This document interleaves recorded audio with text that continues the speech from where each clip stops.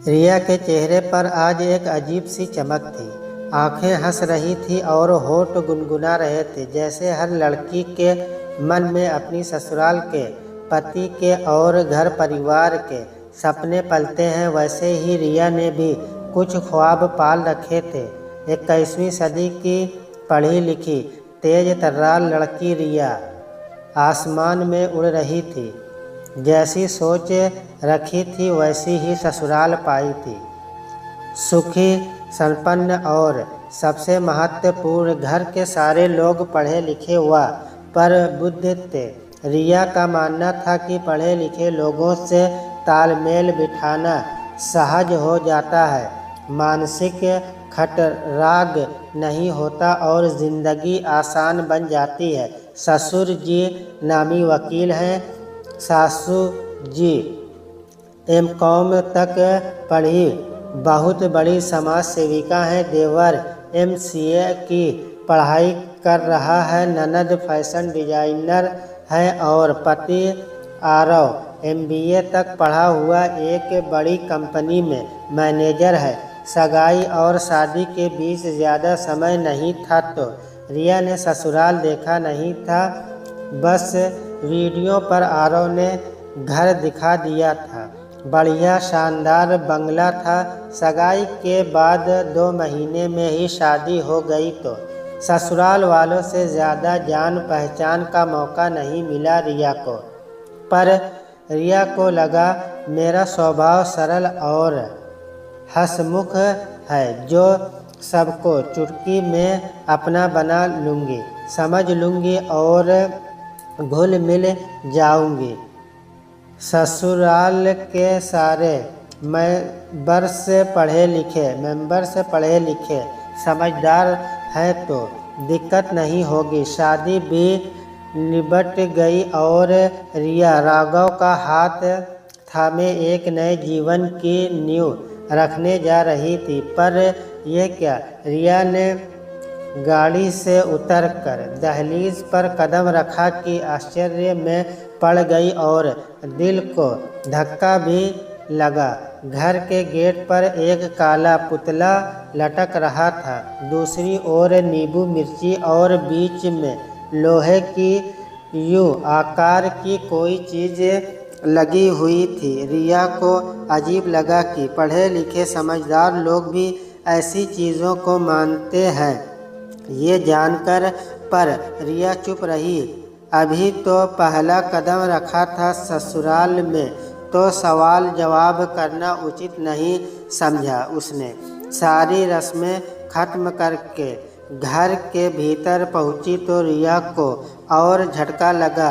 घर में तरह तरह की अजीब चीज़ें देखकर, छोटा कछुआ, कहीं बाम्बू तो कहीं पिरामिड, और तो सब ठीक। पर आते ही रिया की सासू जी ने आरव और रिया की नींबू, नमक और लाल मिर्च से नज़र उतार कर उसकी ननद से बोला कि जाकर 4 रास्ते पर फेंक आ।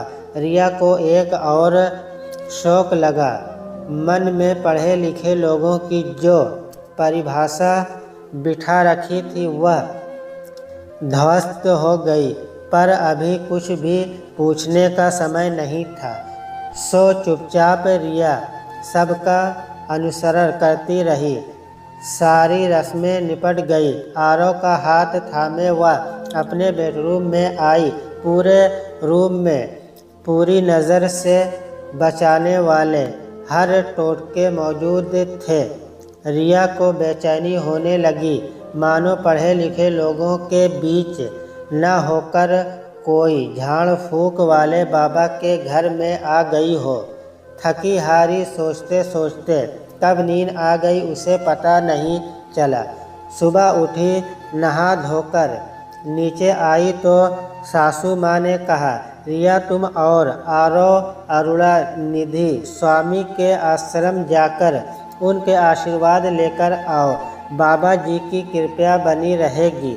रिया का दिमाग हिल गया। साक्षात द्वारिकाधीश को न पाए लागू जो जीवन आधार है, ऐसे बाबा जी को क्यों नमो हे प्रकृति, छोटे से मोबाइल में हर चीज़ अपलोड करने वाले खुद की सोच को अपडेट करना कब सीखेंगे। पर शादी के पहले ही दिन आरव को नाराज़ करना नहीं चाहती थी। रिया तो बेमन से गई आश्रम। बाबा जी के चेहरे पर रिया को देखकर जो भाव बदले, उसे देखकर रिया के दिमाग में आग लग गई।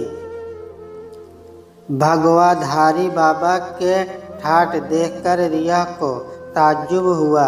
आलीशान कोठी में हर आधुनिक सुख सुविधा मौजूद थी। बाबा के आशीर्वाद लेने के लिए लोगों का तांता लगा था और वहां उपस्थित भीड़ में कोई भी अनपढ़ गंवार नहीं लग रहा था। सभी अच्छे घर के समझदार व पढ़े लिखे लोग थे। रिया सोचने लगी, एक तरफ हम चंद्रयान भेज रहे हैं और एक तरफ अंध श्रद्धा को हवा दे रहे हैं। कब सुधरेगा समाज। बेमन से बाबा को प्रणाम किया तो बाबा ने आशीर्वाद देने के बहाने रिया के गालों को कुछ यूँ छुआ कि रिया के तन मन में आग लग गई। मैं गाड़ी में हूँ बोलकर पैर पटकते निकल गई। क्या सोचा था ससुराल वालों के बारे में और क्या निकले। ये बाबा कौन सा भगवान है, महज हमारे जैसा इंसान ही तो है। इतना अंधविश्वास और अंधभक्ति। क्या मैं छोटी बच्ची हूँ जो बैड चट को न समझ पाऊँ। लनपट कैसे सहला रहा था मेरे गाल। रिया को आरव पर इतना गुस्सा आया था, लेकिन सही समय पर बात करूँगी सोचकर चुप रही। हर छोटी बड़ी बात के लिए बाबा, ज्योतिष और टोटके। रिया तिलमिला उठती थी, पर रिश्ता बचाने की जद्दोजहद में आहिस्ता आहिस्ता रिया ससुराल वालों के साथ एडजस्ट करने की पूरी कोशिश कर रही थी। फिर भी हर रोज़ कोई ना कोई बात ऐसी हो जाती कि मन आहत हो जाता। 21वीं सदी की पढ़ी लिखी रिया खुद को बहुत मुश्किल से इस अंधविश्वास भरे वातावरण में ढाल रही थी। धीरे धीरे समय बीतते शादी को 1 साल हो गया। 1-1.5 महीने से रिया की तबीयत ठीक नहीं रहती। उल्टियाँ आना, जी मिचलना, चक्कर आना वगैरह। रिपोर्ट करवाने पर पता चला रिया माँ बनने वाली है। आज घर में कितनी खुशी का माहौल था। रिया की प्रेगनेंसी रिपोर्ट पॉजिटिव आई थी। रिया की सास ने आरव को बताया कि बाबा जी कुछ मंत्र बोलकर भभूत देते हैं। उस भभूत को खाने से बेटा पैदा होता है।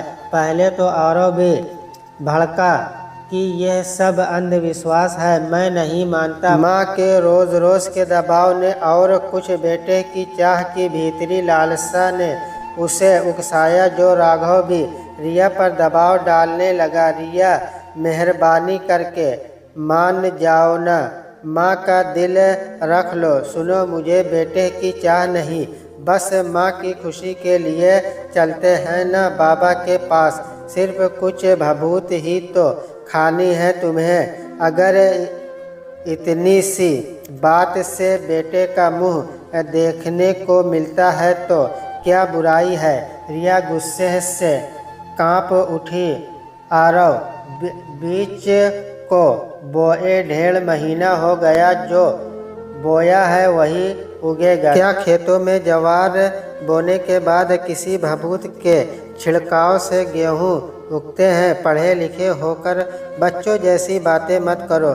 मैं नहीं जाऊंगी किसी बाबा के पास। पर रिया की सास के दिमाग में बाबा जी का भूत और पोते की चाह ने रिया के खिलाफ बगावत का बिगुल बजा दिया था।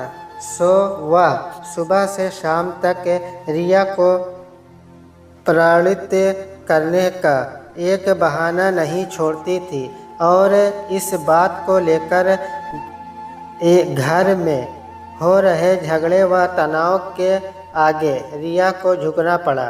बेमन से खाती रही भभूत उसकी सास सबके सामने इतराती रहती, देखना हमारे घर गुलाब जैसा बेटा ही आएगा, और बेटे के सपने देखने लगी। घर में भी सबके मन में यह बात बैठ गई कि बेटा ही होगा। इतने में 9 महीने बीत गए और एक काली बरसाती रात में रिया को दर्द उठा और अस्पताल ले जाना पड़ा। बाहर सब बेटे की प्रतीक्षा में बैठे थे कि अभी खुशखबरी आएगी। रिया की सास ने नर्स से बोला, जल्दी से मेरे गुलाब जैसे पोते को ले आना मेरी गोद में। बारिश का मौसम था, बिजली जोर से कड़की और नर्स ने आकर एक और बिजली गिराई। माताजी, गुलाब नहीं जूही खिली है आपके आंगन में। सबके दिल बैठ गए, ये क्या हो गया? आरव ने जैसे तैसे दिल बहलाया और बोला, कोई बात नहीं, बेटी तो लक्ष्मी का रूप होती है। लेकिन रिया की सास हारने को तैयार नहीं, बोली, बहू ने श्रद्धा से भूत खाई होती तो ज़रूर बेटा होता। खैर अगली बार ढंग से खिलाऊंगी, पर देख आरव, बेटी बोझ होती है, तू इसका कुछ इंतज़ाम कर दे, और अगली बार मुझे पोता ही चाहिए, और उसके लिए तेरी दूसरी शादी भी करवानी पड़ी तो भी करवा दूंगी। हाँ, अब आरव का भैर्य जवाब दे गया। उसने उसी समय माँ को सख्त शब्दों में डांट दिया, माँ अब बस भी कीजिए। आपके अंधविश्वास ने मेरे मन में भी बेटे और बेटी में फ़र्क का बीज बो दिया। मेरी बेटी मेरा अभिमान होगी। अब आप मुझे शक्ति बख्श दीजिए, और आप भी ऐसे ढोंगी बाबाओं के चक्कर में नजात पाइए, अपनी सोच बदलिए। हम 21वीं सदी में जी रहे हैं। रिया और अपनी बच्ची के साथ मैं अलग हो जाऊंगा, उससे पहले सुधर जाइए। आप जैसे स्वभाव वाली सास की वजह से ही कहावत पड़ी होगी कि स्त्री ही स्त्री की दुश्मन होती है, पर आज रिया खुश थी अपनी चांद सी बेटी को पाकर, और आरव को एक अंधविश्वास से बाहर निकलता देखकर। दूसरे दिन अखबार की हेडलाइन पढ़कर रिया की सास चौंक उठी। शहर में संन्यास आश्रम वाले गुरुजी अरुणानिधि स्वामी नाबालिग लड़की के साथ बलात्कार केस में गिरफ्तार। सासू माँ दौड़ते हुए मन आँखों से पोती को गोद में उठाकर खिलाने लगी, मेरी गुड़िया मेरा अभिमान, और रिया को गले लगाकर बोली, धन्यवाद बेटी जो तुमने हमें इतनी प्यारी पोती का उपहार दिया। रिया को आज अपने सपनों का घर परिवार मिल गया। आरव ने कहा, सेल्फी तो बनती है, और छोटे से स्क्रीन में संयुक्त परिवार एक साथ हंसते मुस्कुराते झिलमिलाने लगा।